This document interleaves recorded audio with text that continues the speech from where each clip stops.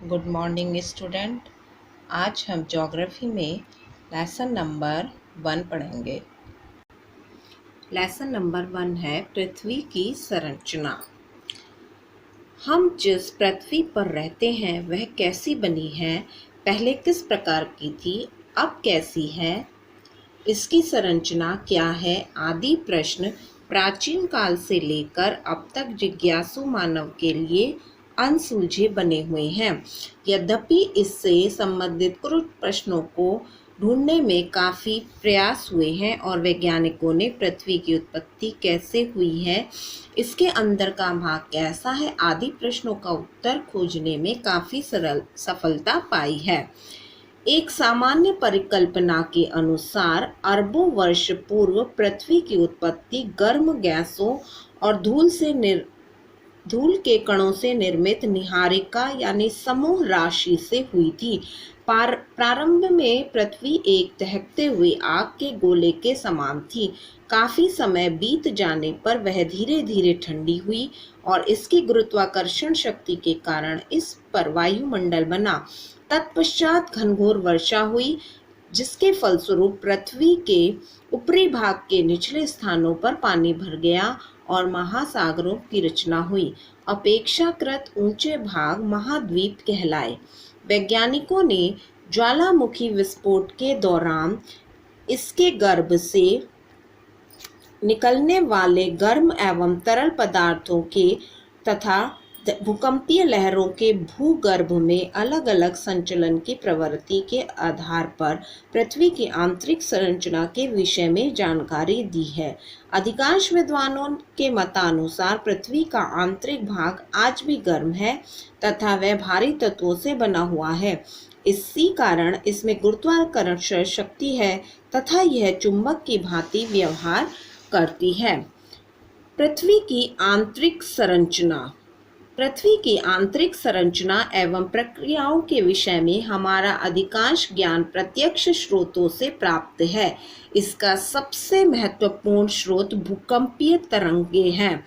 ये तरंगें भूकंप के उद्गम केंद्र से उत्पन्न होती हैं। ये पृथ्वी के धरातल की ओर विभिन्न दिशाओं में चलती हैं। इनकी गति भी समान नहीं होती। इनकी गति उन पदार्थों की प्रकृति पर निर्भर करती है जिनसे होकर ये गुजरती हैं।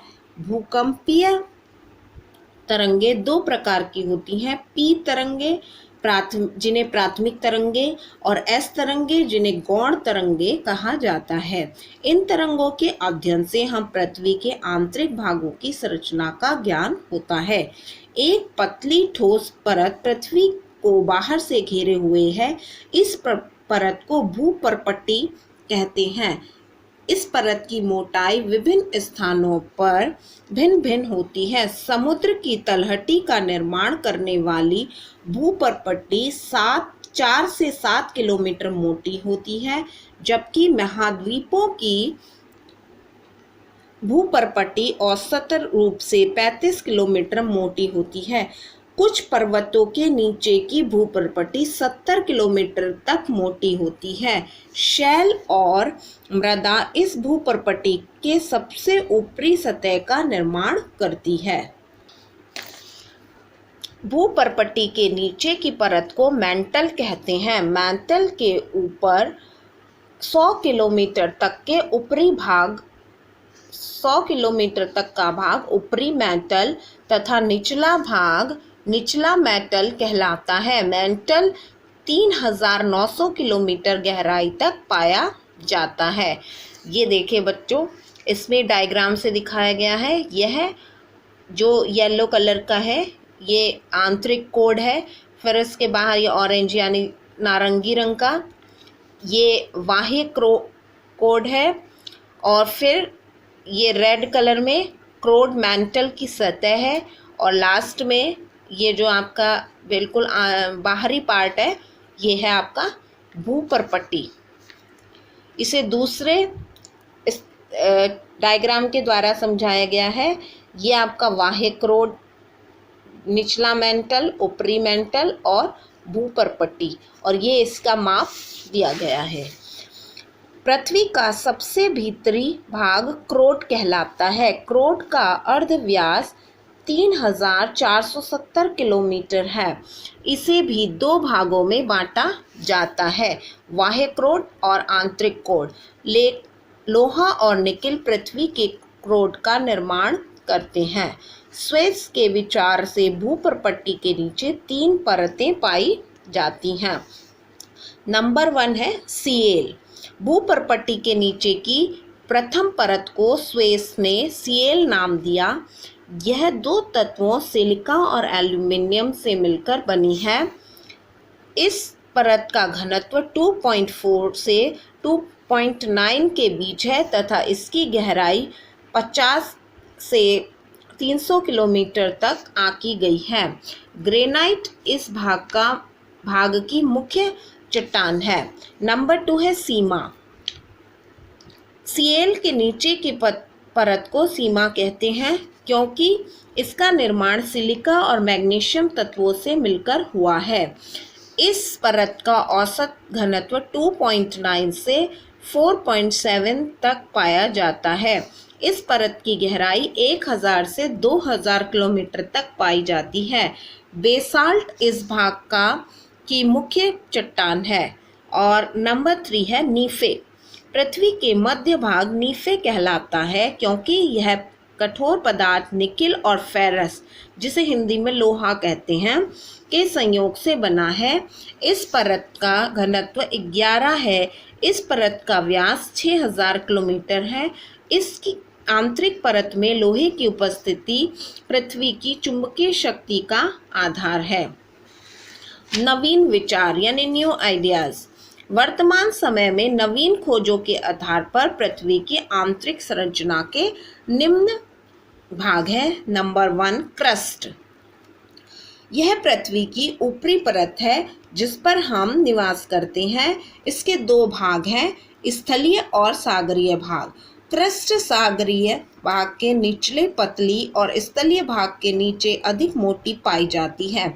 इसकी औसत मोटाई 50 से 100 किलोमीटर मानी गई है। इस परत का औसत घनत्व 3 है। फिर है आपका मेंटल। क्रस्ट के नीचे का भाग मेंटल कहलाता है। इसमें पृथ्वी का अधिकांश भाग सम्मिलित है। इसके 2 भाग हैं, ऊपरी मेंटल और निचली मेंटल। इसकी औसत मोटाई 2000 किलोमीटर है और इसका घनत्व 4.5 है। फिर है कोर। यह पृथ्वी का आंतरिक मध्य भाग है। इसकी मोटाई 3417 किलोमीटर मानी जाती है। इस भाग का औसत घनत्व 10 है। इस परत का निर्माण भारी पदार्थों से हुआ है। इस परत के 2 भाग हैं, बाह्य क्रोड और आंतरिक क्रोड। पृथ्वी की बाह्य संरचना। सामान्यतः पृथ्वी के भूपर्पट्टी को शैल तथा चट्टान कहते हैं। चाहे वह पदार्थ चिकनी मिट्टी की भांति मुलायम हो, ग्रेनाइट की भांति कठोर या खड़िया की भांति प्रवेश्य हो या संगमरमर की भांति अप्रवेश्य। अब हम यह जान चुके हैं कि शैल या चट्टानों के कई रूप होते हैं। रचना की दृष्टि से चट्टानें 3 प्रकार की होती हैं। नंबर 1 आग्नेय शैल, नंबर 2 अवसादी शैल और कायांतरित शैल। आइए इन तीनों के शैलों की उत्पत्ति और विशेषताओं के विषय में जानें। नंबर 1 आग्नेय शैल। पृथ्वी के आंतरिक भागों में जब ज्वालामुखी द्वारा पिघला हुआ मैग्मा धरातल पर या धरातल के नीचे स्थित चट्टानों में प्रवेश करता है तथा वहां ठंडा होकर ठोस रूप धारण करता है तो आग्नेय शैल का निर्माण होता है। इन शैलों को प्राथमिक शैल भी कहते हैं क्योंकि सर्वप्रथम इन्हीं शैलों का निर्माण होता है। आग्नेय शैल भी 2 प्रकार की होती हैं, अंतर्भेदी आग्नेय शैल और बहिर्वेदी आग्नेय शैल। आग्नेय शैल की विशेषताएं। नंबर 1 ये शैल अत्यंत कठोर होती हैं। नंबर 2 वे शैल रवेदार और दानेदार होती हैं। इन शैलों में परतें नहीं पाई जाती। इन शैलों में जीवाश्म नहीं पाए जाते। इन शैलों की उत्पत्ति ज्वालामुखी क्रिया से होती है, अतः ज्वालामुखी क्षेत्रों में ये बहुतायत से पाई जाती हैं। इन शैलों की कठोरता के कारण इनका अपरदन बहुत कम होता है। इन शैलों में रंध्रावकाश कम होता है, अतः इनमें जल कठिनाई से अंदर पहुंचता है। इनमें बहुमूल्य खनिज पदार्थ पाए जाते हैं। सोना, चांदी, लोहा, अभ्रक आग्नेय शैलों में मिलने वाले प्रमुख खनिज हैं। नंबर 2 है अवसादी शैल। अवसादी शैलों का निर्माण विभिन्न कारकों जैसे नदी, वायु, हिमनद और समुद्री लहरों द्वारा अन्य स्थानों पर लाए गए अवसाद के जमा होने से होता है। ये अवसाद विभिन्न परतों में जमा होते रहते हैं और दबाव के कारण कठोर हो जाते हैं। चूना पत्थर, बालू पत्थर आदि इत्यादि इन शैलों के उदाहरण हैं। कोयला तथा खनिज तेल भी अवसादी शैलों के उदाहरण हैं। इन्हें जैविक खनिज भी कहते हैं। इसका निर्माण पेड़ पौधे और जंतुओं के अवशेषों से होता है जो लाखों वर्ष पूर्व धरती की सतह के नीचे दब गए थे।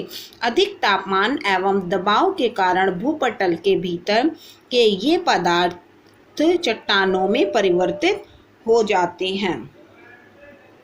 नंबर 3 है रूपांतरित शैल। दबाव और ताप के कारण आग्नेय और अवसादी शैलों के स्वरूप, गुणों तथा विशेषताओं में अंतर आ जाता है।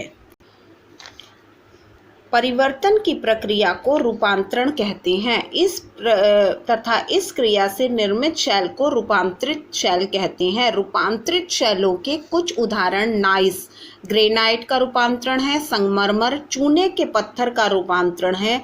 ग्रेनाइट मूल रूप से आग्नेय शैल है तथा चूने का पत्थर मूल रूप से अवसादी शैल है। आगरे के ताजमहल का निर्माण संगमरमर से हुआ है। अब लास्ट टॉपिक है शैल चक्र। उपयुक्त तीनों प्रकार के शैलों का निर्माण प्रक्रिया लगातार अनवरत यानी निरंतर रूप से चलती रहती है, जिसे शैल चक्र कहते हैं। आग्नेय पर कायांतरित शैल जब पृथ्वी के धरातल पर अनावृत होती है तो वे उपवरित और अपक्षयित होती रहती है। नदियों, पवनों, लहरों, हिम नदियों आदि द्वारा यह टूटा फूटा पदार्थ स्थानांतरित कर स्थिर रूप से बिछा दिया जाता है तो अवसादी शैलों का निर्माण होता है। आग्नेय एवं अवसादी शैलों में दबाव और ऊष्मा के कारण परिवर्तन होने से कायांतरित शैलों का निर्माण होता है। इस प्रकार शैलों का यह परिवर्तन लगातार होता रहता है। ओके स्टूडेंट, यह चैप्टर आपका यही समाप्त होता है। Good bye.